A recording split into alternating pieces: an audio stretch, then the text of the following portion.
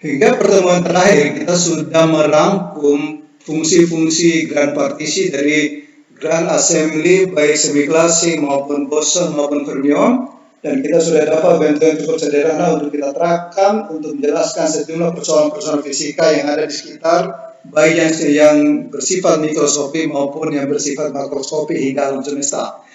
Pada video yang selanjutnya ini akan kita coba terapkan apa telah kita bahas selama ini ke dalam kasus yang lebih real, kasus nyata. Kita baru merumuskan fungsi grand partisi, tetapi kita belum menerapkan fungsi-fungsi yang kita dapat itu di dalam kasus yang sebenarnya. Dan kita akan mulai untuk membahas bagaimana bintang itu mencapai ukuran tertentu. Kenapa matahari itu seperti ini ukurannya? Kenapa bintang lain seperti itu ukurannya? Apa yang menentukan ukuran sebuah bintang sehingga antara bintang satu dan bintang lain mempunyai ukuran berbeda-beda. Nah, pertanyaan yang menarik bagi kita adalah apa yang menentukan ukuran sebuah bintang? Kenapa matahari itu ukuran seperti itu? Bintang, kebanyakan bintang berbentuk gas. Masanya masif, masa sangat besar, tapi bentuknya gas. Penyebabnya adalah karena suhu bintang itu luar biasa tinggi, sehingga tidak mungkin terjadinya tidak mungkin partikel-partikel itu menyusun membentuk zat padat. Jadi dengan suhu sangat tinggi, getaran partikel begitu masif, energi tiap partikel sangat besar, maka partikel itu sulit untuk menyusun membentuk zat padat seperti planet-planet.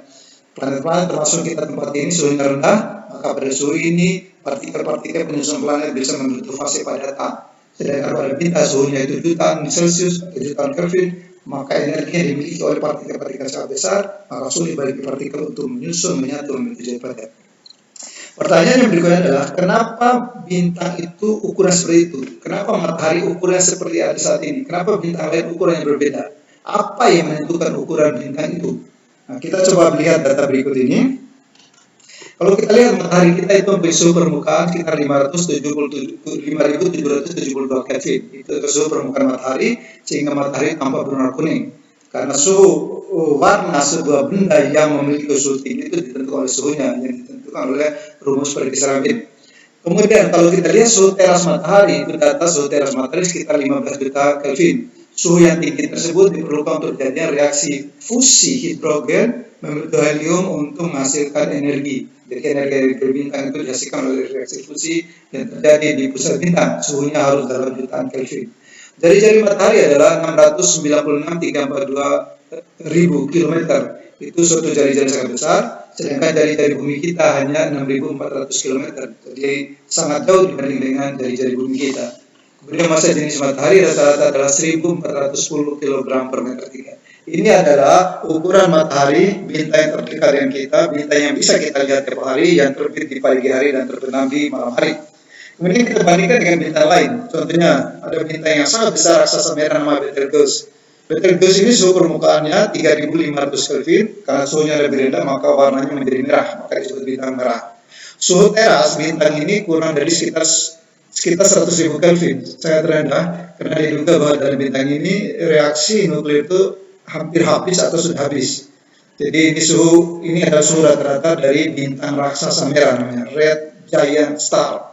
Kemudian jari-jari Betelgeuse adalah 617 juta kilometer, bandingkan dengan matahari yang hanya 696.000.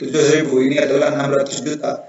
Jadi ukuran Betelgeuse itu jauh lebih besar dari ukuran matahari, tapi massa jenisnya sangat rendah, adalah 0,00 dikurang 0,1 ini.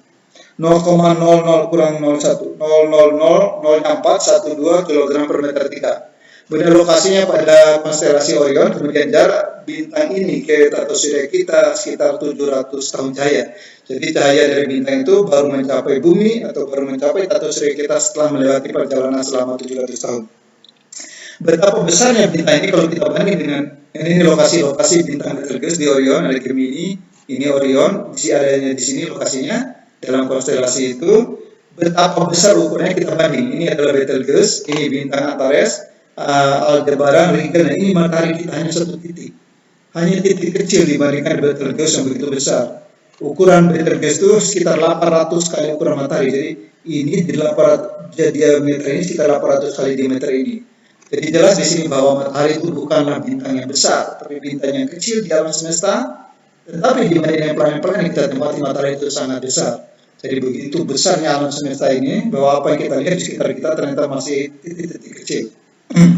Kemudian di sini adalah diagram eksponensial untuk menentukan bagaimana ukuran bintang, suhu bintang, dan kuat pancaran bintang.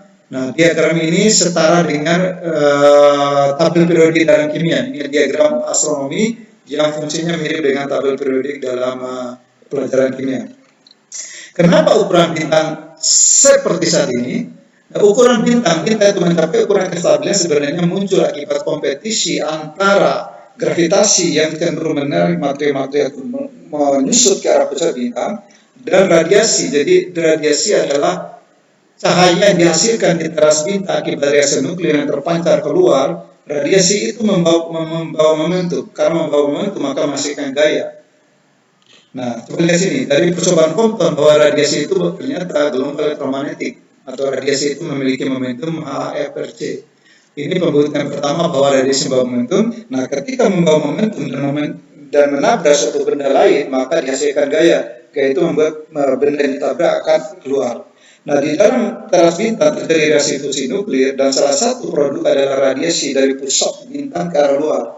Nah, radiasi yang bergerak dari pusat bintang ke arah luar itu menabrak material-material penyusun bintang ini sehingga terpentar keluar. Pada saat bersama material ditarik oleh gravitasi ke pusat.